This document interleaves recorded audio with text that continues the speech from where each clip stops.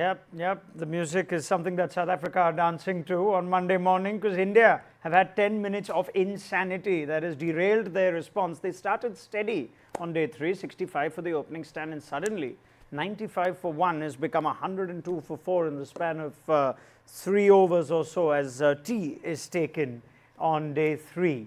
This is South Africa's test match and India need to dig themselves out of trouble. This is Bajaj Finserv Mutual Fund presents ESPNcricinfo Matchday. I'm sure we'll hear from a very happy Vernon Philander in a minute, but first, rather concerned Saba, Karim from an Indian point of view. What just happened in those last 15 minutes? Seriously, Raunak, shell-shocked. And you rightly said, I think the first close to an hour was steady, unhurried approach from both KL Rahul and Yashasvi Jaiswal. They bid their time. There was application, there was sensible communication between the two batters, and suddenly as soon as KL Rahul got out, but then the big wicket was Yashasvi Jaiswal. Yeah. Once he got out, it seemed as if the floodgates have opened for South Africa. The wicket although has started to turn a little bit, but a lot to do with the craft and the skill of the two spinners on view today. But the wicket even now remains very good for batting. But I think India's approach was quite perplexing, to say the least. You need to go into that approach, need to go into individual wickets because it seems like an event in itself. But let's get Vernon Philander's opening thoughts. He wanted 3 down, or he said 3 down yesterday at tea time, and well, we've got one more, Vernon, 4. Sum up your thoughts. Yeah, good morning, gentlemen. There's a reason I've got a very big smile on my face this morning. I've asked for 3 and we've got a bonus one in that 4 just before lunch. But I think I'm really disappointed in the approach from this Indian team. I think just a general awareness after watching how South Africa has gone with the bat. The indication were there that you have to work hard to get yourself in. But once you're in, you can really, obviously, there are runs to be collected. And I think I was very impressed with, with Jaiswal's approach this morning. Very measured, got himself in. And we know he's going to be a young attacking player. And I think, again, just to be watchful, I think, the ball that has, been creating havoc was that ball where the spinners get the ball, to below 80 k's an hour, where they really take the speed off the ball and ask the batter to generate their own pace. So I think that's going to be the danger of ball on this particular surface. But I think if India have to, make their assessment of the surface, too many soft wickets, and especially on the stroke of runs. I think that in itself, it's general match awareness, understanding, that you're approaching runs, you have the tea break. You don't want to lose, unnecessary wickets before the tea break. But again, well bowled by South Africa this morning. I think I was also very impressed with Marco Jansen, using that short ball ploy, making life uncomfortable. And that in itself, leads batters, obviously to try and be a little bit more attacking against spinners. Okay, let's get deeper into that. General awareness, match awareness is Vernon, approach that perplexes Saba, Karim. Break that down in terms of either wickets that describe that to you or what you picked up in terms of India's lacking approach. I thought India's approach in the first hour was excellent, and that is what is needed on a track like this. And I'm quite surprised that India did not learn anything from the way South African batters did their job on day 1 and day 2. And I think that's the kind of application and focus that is required to score runs on this surface. You also need partnerships. From India's perspective, what are you looking at? I think your basic common sense approach is to bat the full day. And then don't look too far ahead. But it seems that India, for some inexplicable reason, wanted to attack. This ultra aggressive approach really flummoxed me. Which I think why would you want to do that? Jaiswal played his natural game. Yeah. The delivery that he got out also, that ball jumped and he wanted to play off the back foot, thick outside edge straight into the hands of Marco Jansen. Good catch there. But rest of the batter, look at Jurel, Marco Jansen, excellent stuff from him. Even the previous over, he tried to bounce him out. There was no shot play. The kind of hook shot which he tried to play was in no position to play that one. Again, persisted with the short play delivery, eventually got that out. So I think these kind of are the Jurel and Sudarshan wickets reflective of a miscalculated approach? Yes, to a large extent, Raunak. I also felt that Jaiswal had got himself into a very strong position.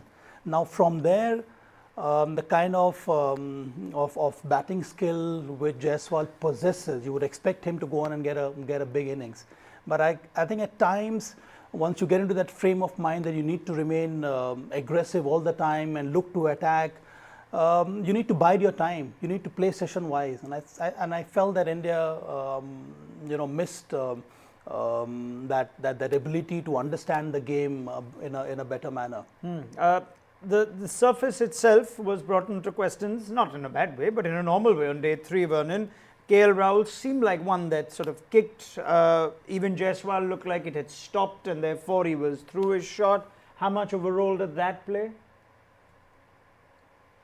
I still feel very impressed with the surface. I think it was a wonderful change-up of pace by both his bowlers, Kesaf as well as Simon Harmer, that led to the two dismissals. And we expected the surface to bounce. I think that is also an adjustment that batters need to be wary of. I think come day 3, 4, and 5, I think we're going to see a lot more of that. So these are little adjustments that we always talk about and always challenging batters, to be aware of.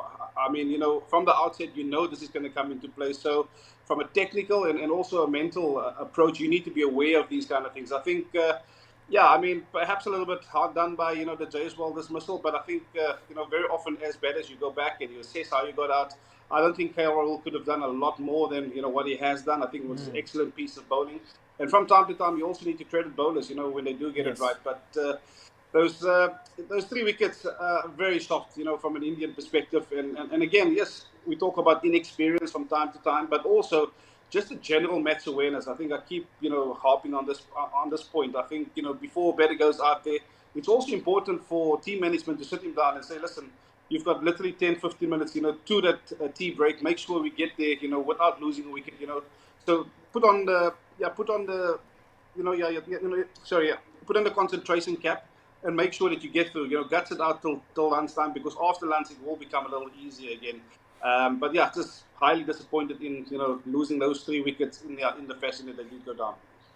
Yeah, I think that Jurel wicket is the one that will perhaps anger the fans more than anything else, given the timing of it. The fact that he's now the effective number 4. Do you have some empathy for the man who's having to play as a specialist batter at number 4? He's kind of been backed quite strongly by the team management, and a dismissal like that doesn't do his case any good.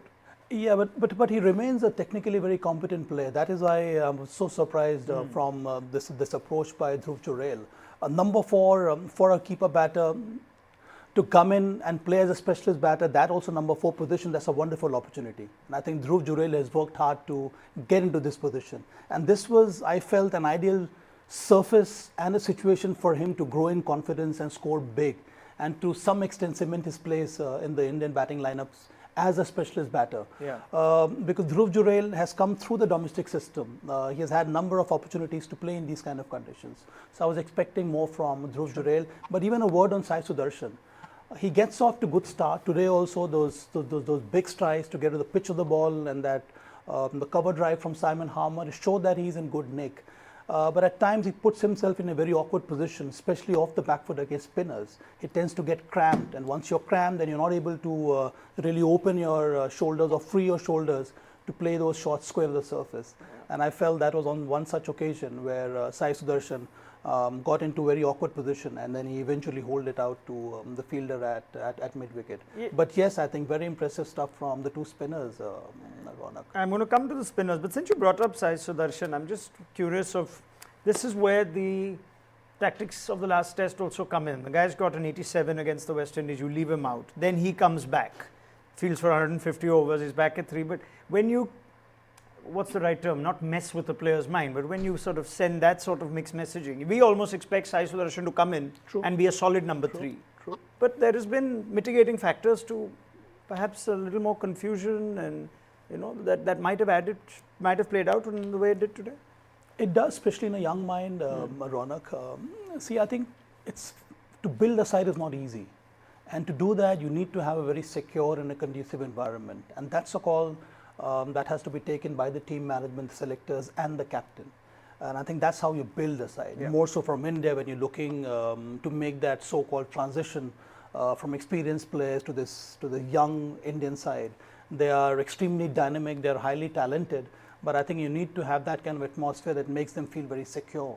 And that's when the youngsters start to express themselves. We have seen that in the past. There have been so many young batters who have been given space to establish themselves. And one can expect that kind of behavior from the team management. Unfortunately, from Sai Sudarshan, once you have taken him as a number 3 batter, then it's equally important for the selectors and the team management to back him, whatever may be the circumstances. Right, fair enough. Let's get into the spinners now, and how good were they? Simon Harmer again, player of the match in the last test, and Maharaj is in on the action too. Vernon, why does it feel like South Africa spinners are just asking more questions or getting more? Yes, it's day 3 and not day 1 and 2 when India bowl, but is there more to it?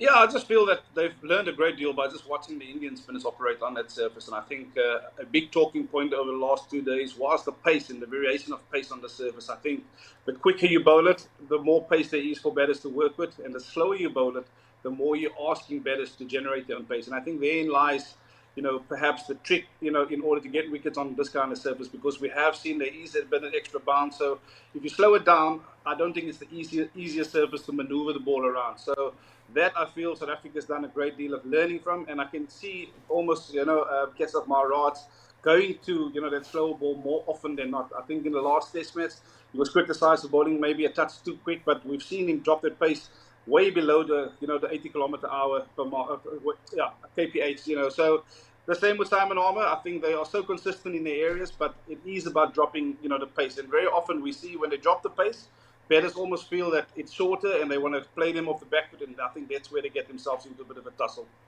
It Saba. would be interesting to take this discussion forward. I feel maybe Vernon, you can also chip in that this is a classic example of spinners working on their craft, because they tend to bowl on unresponsive surfaces. Then you know that your ability to pick wickets depends on your craft, your guile, your deception, the revs you provide on a ball. You need to let it hang in the air above the eye line of the batter. So you learn all these skills, and you become a more overall a better spinner than when you're in the habit of bowling on rank turners or wicket that assist more spinners. So I think that's a case in point, and I think today was a classic example of that. Both Simon Harmer and Keshav Maharaj, if you compare the average speed, Jadeja and Vashi Sundar, average speed above 90, 91, 92. Simon Harmer and Keshav Maharaj, 81, 82. That's an average speed, which means that they're working very hard on the ball to let the ball hang in there, to make it spin, and then obviously once you do that, you exact more overspin and you get more turn and bounce from the surface. I think Simon Harmer's actually backed up your point when he went Kolpak and worked in England, and he said that in an interview to us as well, that's what it taught him when playing on perhaps slightly less responsive surfaces in the UK. But yes, Vernon, something to add, please.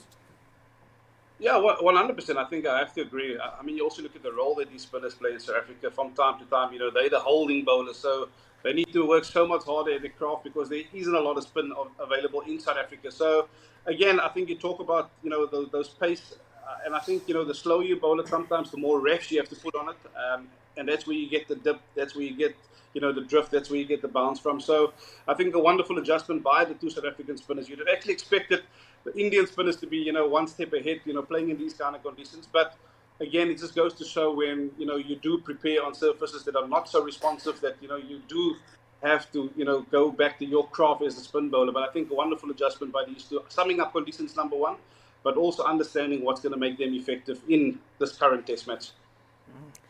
It's a conversation not for too far from now, but if India have lost 2 tests, one on a rank turn and one on what we call a good Indian surface, my God, I think they would have preferred losing on 2 rank turners if given the choice. Would have at least given us a target in that sense. Yeah, also time for introspection then. Oh yeah, and I think some big questions. Big questions need to be asked, and therefore the next few sessions are big. India need a miracle, is it fair to say? A Rishabh Pant special, which can't be ruled out.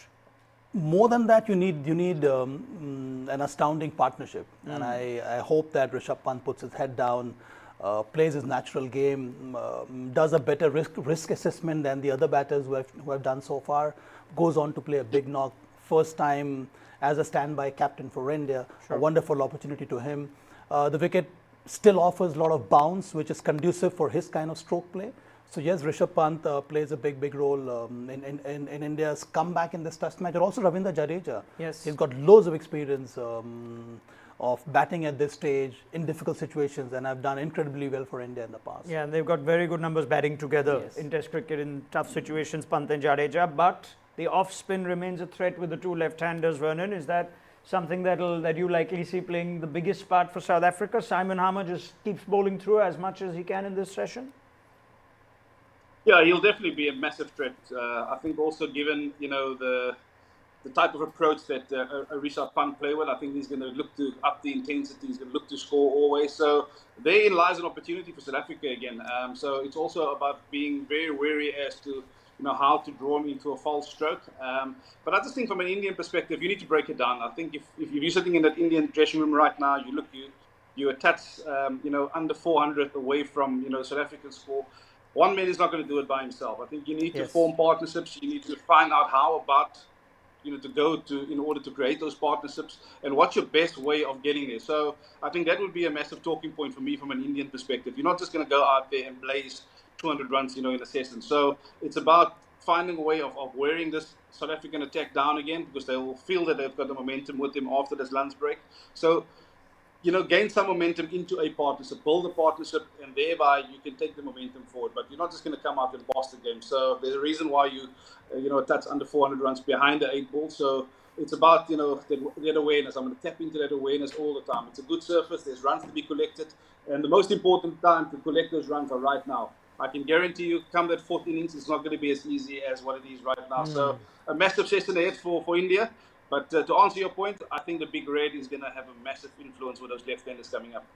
All right, fabulous. Should be a great, delicious contest, actually. How Pant tries to take down Simon Harmer with the ball turning and stopping at times.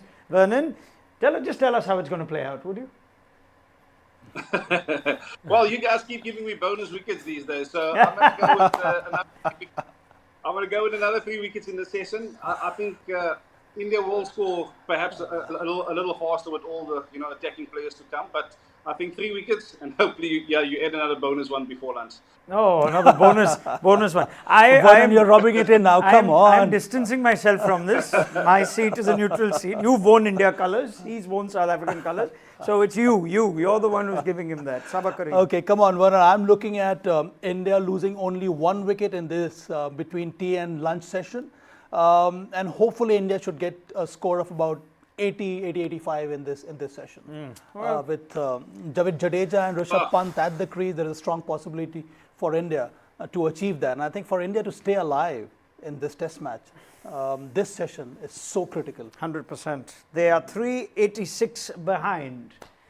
And let's see how that game stands at the end of this session. Vernon, Philander, Saba, Karim, thank you very much. South Africa well and truly on top, and they perhaps are already seeing a historic series win on the cards if they continue playing the cricket that they have. So this is a big session. We'll see where the game stands at lunch on day 3. Join us then for Bajaj Finserv Mutual Funds presents ESPNcricinfo Matchday.